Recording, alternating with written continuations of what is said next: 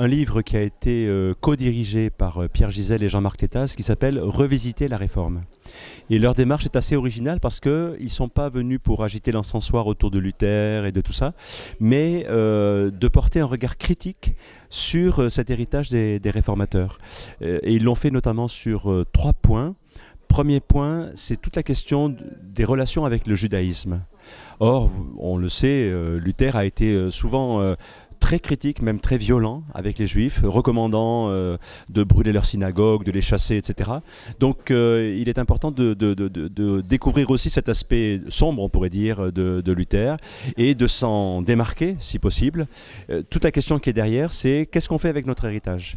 Est-ce que on est comme des enfants un peu indignes qui rejetons les racines de nos parents, ou bien est-ce qu'on assume cet héritage et on construit à partir de là ?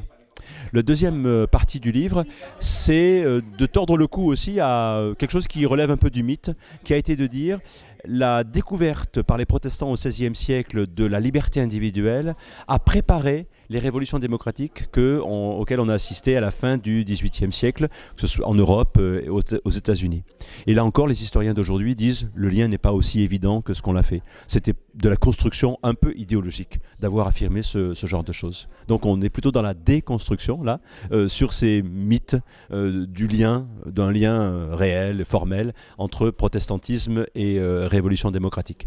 Et la troisième partie du livre, c'est une question qui paraît très abstraite et théologique, mais qui finalement a beaucoup de conséquences concrètes. C'est est-ce que Dieu se révèle à nous, ou est-ce qu'en se révélant, Dieu continue à rester caché à nous ?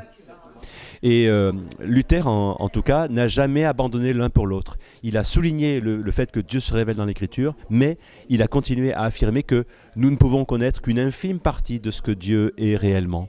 Et ceci doit nous amener à beaucoup d'humilité par rapport à notre propre foi et beaucoup de tolérance par rapport à ceux qui croient différemment, non seulement au sein de la famille chrétienne, mais aussi dans les autres religions.